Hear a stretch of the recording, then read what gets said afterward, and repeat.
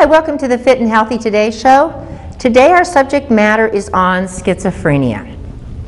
How this all came about is about a week and a half ago, I had a customer come in, and I'd known the gentleman for some time.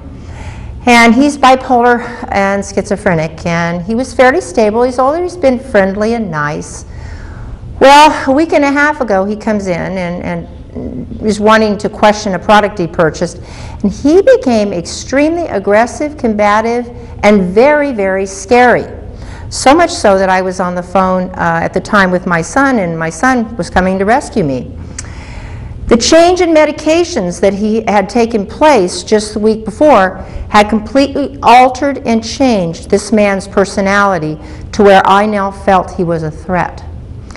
So I started doing some research on schizophrenia, and I wanted you out there, as well as maybe some psychologists and psychiatrists, to consider what may be some other contributing factors to schizophrenia, and maybe some alternatives and testings that may need to be done to where people like me don't have to live in fear when a customer walks in who has a medication change. Definition, and it's pretty clear here, it's a mental illness characterized by abnormal or disturbed associations, reduced range of emotional response. They'll get detached from reality. Their feelings become all over the place. They'll have hallucinations and delusions of grandeur sometimes. 3% of the population at some time in their life will suffer from this. So that's 1 out of every 33.3% of the people out there. That's a high amount. Now, when we're looking at the causes for this, it appears to be based upon research all the way back to the 1920s, and I'm telling you, there was tons of research on this subject matter.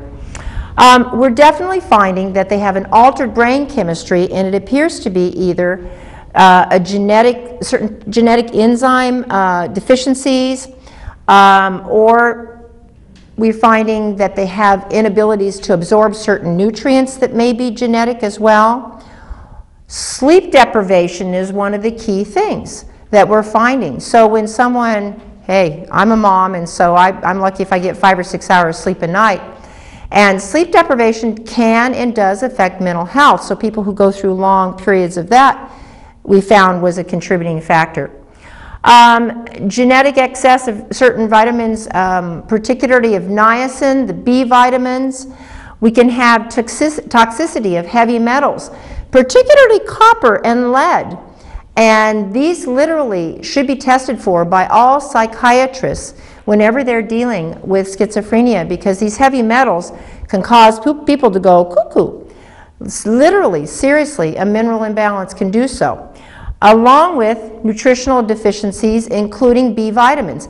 I mean, if you're B vitamin, particularly B12, B6, niacin, you can have hallucinations if you're deficient or you have a poor absorption of it.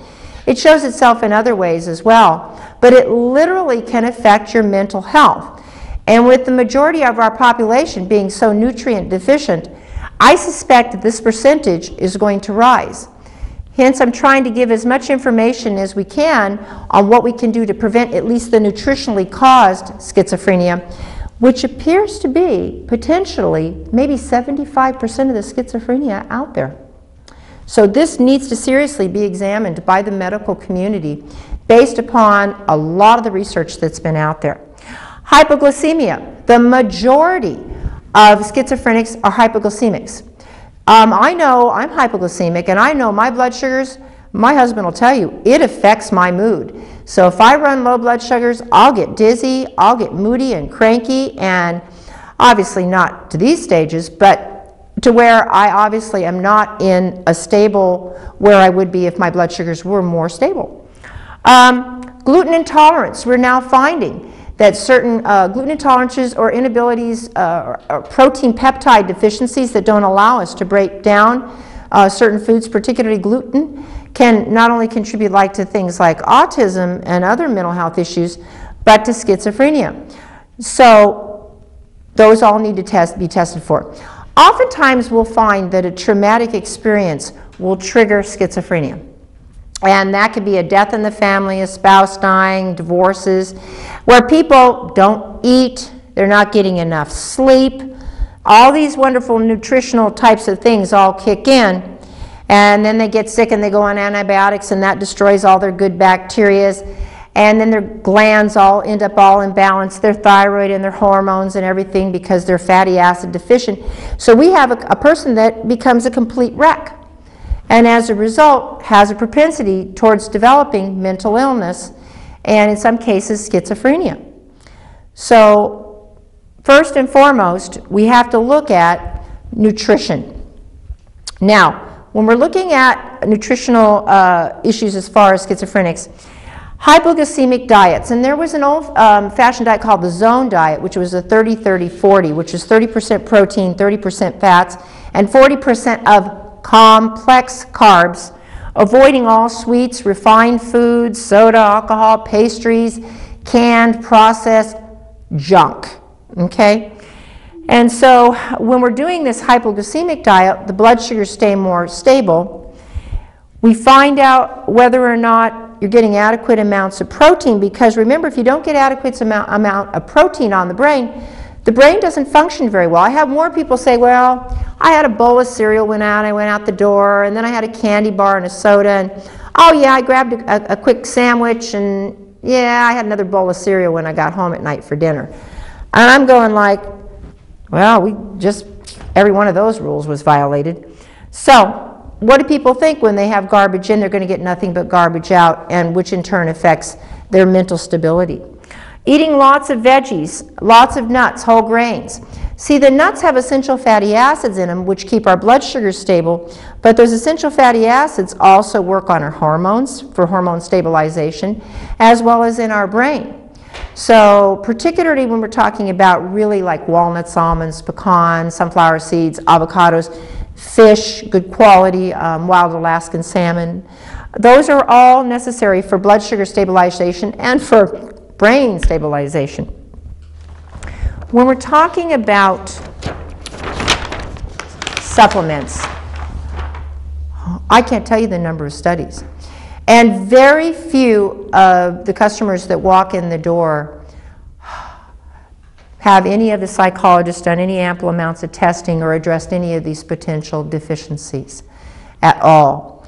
So it's very, and I know I'm jumping here to the bottom, but the testings, when you're talking about vitamin and mineral, there should always be a vitamin and mineral analysis done by your doctor. Heavy metal testing, and we'll talk about the reasons for that. Histamine. Now there's low histamine and high histamine triggered types of schizophrenia that can occur. And you know, histamine we think of in terms of sneezing and having allergies. Yeah, histamine levels do affect, and histamine medications do affect your mental stability. So taking that all into account, that's why we've seen sometimes people that take these kind of antihistamines as having hallucinations and mental illness. Testing the sugars. Having allergy tests. Now I think this is paramount because, like I said, with gluten intolerances, if you have gluten intolerance or you don't digest certain proteins very well or grains very well, you produce toxic chemicals, and guess where those chemicals go? They go on the brain. And you're not going to be stable. You can't be stable. So it's very, very important that a good analysis is done by an MD or a psychiatrist that examines all of these factors. I really hope, as you know, I've stated before, I handled medical malpractice cases in the past, especially psychological med mal cases, and where doctors get sued because patients have reactions to medications. And I have to say that most of them were because of psychotropic medications. None of these factors were ever addressed, and now with the knowledge I have now, if I was an attorney, I could tear a psychiatrist apart if he didn't examine this. So, because the research that I'm about ready to talk about. A good multiple vitamin. I'm not talking about from your nice little chain food store. Go to a good health food store and get a good multiple vitamin that has minerals that are amino-chelated, you know, complete Bs, vitamin A, you know, all the necessary nutrients, and we're talking a good one. B50, 3 times a day. Tons of studies on that for nervous system support. When we're talking about specifically B50, there are specific B vitamins as well. Remember I mentioned B6, B12, B1, B2. They're all important for nervous system function. And there's tons of studies on those. Particularly we've seen them on primarily niacin. Now, when people see 3 to 30 grams, that's like 3,000 milligrams to 30,000 milligrams of niacin per day. If anybody's ever taken niacin, you know it can kind of make you flush. But these people oftentimes cannot uptake or utilize niacin. And so what happens is we kind of start them off slow, gradually build it up. And there's 1949 and 1962 studies that show a 75% success rate. That's a phenomenal number. Any medical person that's not attempting this, in my opinion, is guilty of medical malpractice. Because with studies like this, 75% success rate that prevented hospitalization on schizophrenics needs to be addressed with this vitamin analysis. Fish oils normalize the brain. I can't tell you the number of studies that I ran into on all different types of mental illnesses on fish and flax oil. There was a 1981 study that literally showed total reversals because oftentimes schizophrenics don't metabolize fatty acids very well. And so their brain literally doesn't transfer and process information well. So, tablespoon twice a day of flax or a tablespoon twice a day on fish oils, very helpful. Borage oil or evening primrose oil for hormonal stabilization. Oftentimes, as I mentioned before, glandular, and this should say down here on the testing part that we should probably also have some hormonal testings, but borage oil helps, as well as things like walnuts, almonds, and pecans, hormonal stabilization. Very important to get this combination of fatty acids. B12, methylcobalamin sources, sublingual under the tongue. A lot of people, now we're seeing a rise in schizophrenia among gastric bypass patients. Think about that. One of the key things that they can't absorb is B12. So that sublingual B12 that a lot of the gastric bypass patients are ignoring, very, very important on a daily basis. Please, docs, don't ignore that. Ester C, 6 to 40 grams per day. Remember how I told you that a lot of schizophrenics have histamine or low histamine or high histamine levels? Well, vitamin C deficiencies or the inability to utilize vitamin C will make histamine unstable, high, low, everywhere. And good dosage, divided dosages of mineral ascorbate C or ester C help with that stabilization.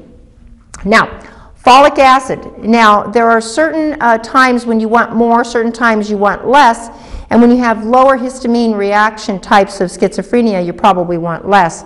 But most of the drugs, the anticonvulsant medications, deplete folic acid stores, which makes schizophrenia even worse. So, if you're on these types of medications, anticonvulsants, I would strongly suggest, we're talking not 800 micrograms, we're talking 5, 10 milligrams, if not more, of folic acid because these are going to block the utilization of folic acid. Zinc, tons of copper, lack of zinc because it's not in our food anymore. So when the zinc levels are down, it really, your anxiety, you're looking around, you become phobic, just from being zinc deficient. Can you remember the number of people out there who aren't eating any organic fruits and vegetables and not taking a multi? Guaranteed they're zinc deficient. So in order to build up those zinc reserves and decrease the copper levels, we have to add in pretty good doses of zinc for a while. Calcium, magnesium relaxes the nervous system, the muscle tissues, and we're doing citrate forms for absorption. Please don't turn around and go to your local I could say the name, large warehouse centers and grab a calcium carbonate. It's not going to work. It's going to make your muscle